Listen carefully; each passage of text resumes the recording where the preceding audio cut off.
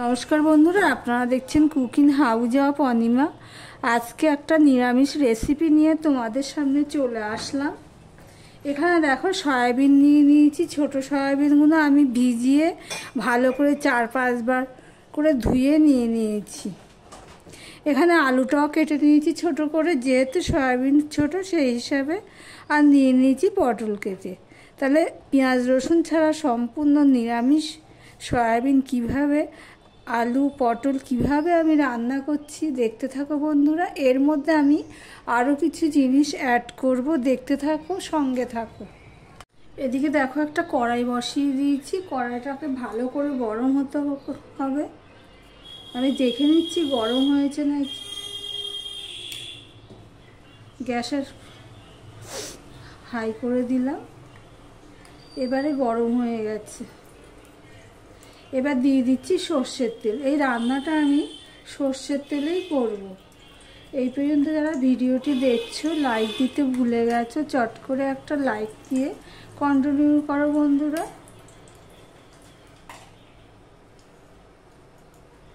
এবার দিয়ে দিচ্ছি অল্প একটু নুন।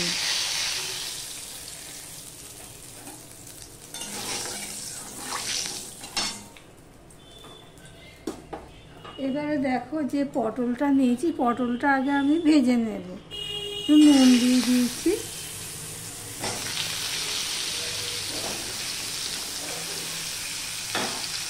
পেঁয়াজ রসুন ছাড়া সম্পূর্ণ একটা নিরামিষ রেসিপি, কিন্তু খুবই টেস্টফুল রেসিপি আর হেলদি তো বটেই।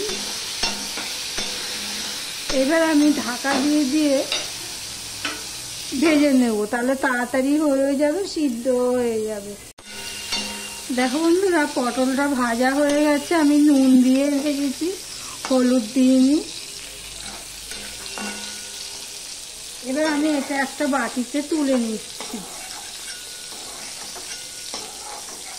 পটলটা আমি ঢেকে দিয়েছিলাম, ঢেকেই ভেজেছি। এতে করে পটলটা নরমও হয়ে গেছে। তেলও সেরকম দেবো না, কিন্তু খেতে হবে দারুণ স্বাদের রেসিপি। রুটি, পরোটা, ভাত সবেতেই ভালো লাগবে। এবার দেখো আমি এক বাটি সয়াবিন আমি ভালো করে 4-5 বার ধুয়ে একবারে জল চিপে নিয়েছি। এবার আমি সয়াবিনটাও ভেজে নেব।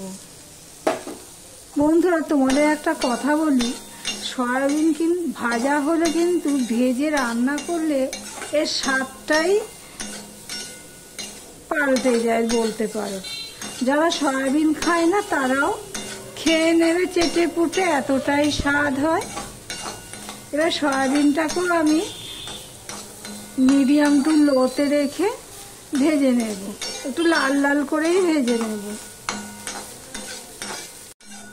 দেখো বন্ধুরা, সয়াবিনটাকেও একটু চেঞ্জ হয়েছে, কালারটা লাল লাল দাগ এসে গেছে। এবার আমি সয়াবিনটাকেও তুলে নিচ্ছি।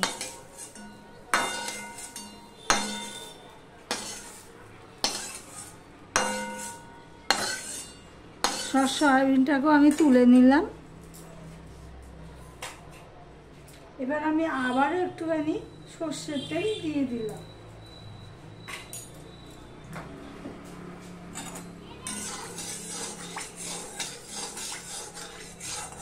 আমার ভিডিওটি যদি ভালো লেগে থাকে প্লিজ লাইক কমেন্ট শেয়ার করে দিও। যারা নতুন বন্ধু ভিডিওটি দেখছো এখনো পর্যন্ত সাবস্ক্রাইব করোনি। এ দেখো বন্ধুরা, একটা শুকনো লঙ্কাকে আমি 2-3 টুকরো করে দিয়ে দিলাম। এবার দিয়ে দিলাম 2টো এলাচ।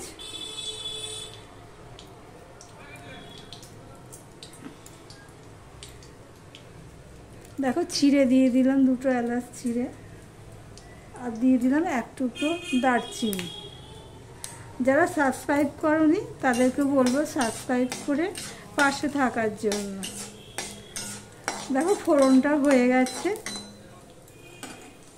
এবারে যে আমি আলুগুলো কেটে ধুয়ে রেখেছিলাম সেই আলুটা আমি দিয়ে দিলাম।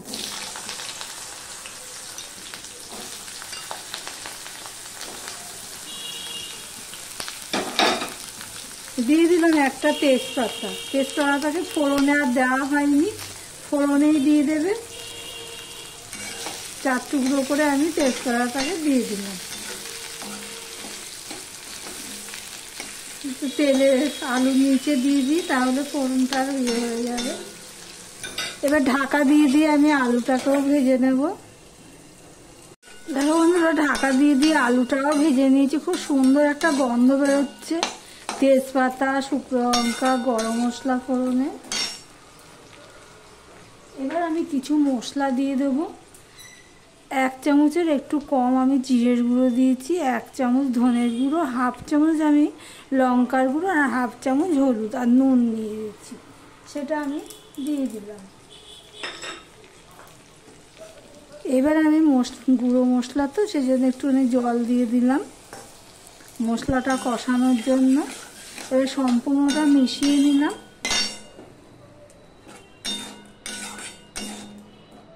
এবার আমি ঢাকা দিয়ে মশলাটা কষিয়ে নেব। মশলাটা প্রায় কষানো হয়ে এসছে। এবার আমি দিয়ে দিচ্ছি 1 বাটি টক দই। এখানে 100 গ্রামের থেকে একটু কম হবে টক দই। আর যেহেতু টক দই দিয়েছি সেই জন্য আমি চিনিটা দিয়ে দিলাম 1/2 চামচের মতো হবে। আমি টক দইটা প্রায় 20 থেকে 25 মিনিট আগে বের করে রেখেছিলাম। গ্যাসের ফ্লেমটা আমি একদম লো করে দিয়ে টক দইটা দিয়ে দিলাম। এবার সমানে নাড়তে থাকবো। এবার যদি হাই করে দিই দইটা দিয়ে অনেক সময় ফেটে যেতে পারে। দেখো সম্পূর্ণটা ভালো করে মিশিয়ে নিলাম। নিয়ে এবার আমি এটাকে কষাতে থাকবো। দেখো বন্ধুরা, কষানো হয়ে গেছে, কি সুন্দর কালারটা হয়েছে। এবার আমি দিয়ে দিচ্ছি ভেজে রাখা সয়াবিন আর পটল দিয়ে এটাও আমি সম্পূর্ণটা মিশিয়ে নিচ্ছি। মিশিয়ে নিয়ে লো ফ্লেমে আমি 2 মিনিট কষিয়ে নেব, কেননা সয়াবিনের মধ্যে যে মশলাটা ঢুকলে ভালো লাগবে, সেই জন্যই কষিয়ে নেব।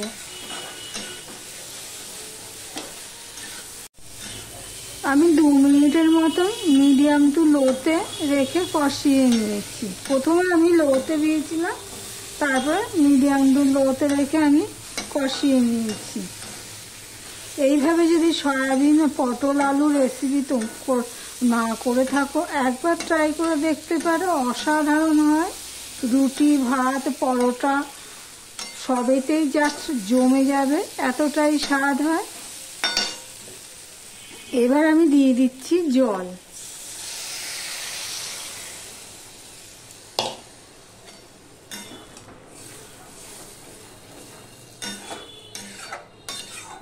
সম্পূর্ণ পেঁয়াজ রসুন ছাড়া নিরামিষের দিনে তোমরা এইভাবে করে খেতে পারো। এখানে আমি আর একটু জল দেবো।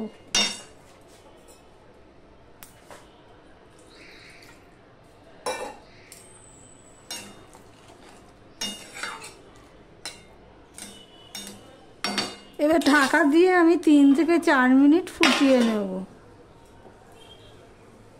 বন্ধুরা, 3 থেকে 4 মিনিট আমি ঢাকা দিয়ে ফুটিয়ে নিয়েছি। তারপর ঢাকাটা তুলে দিলাম।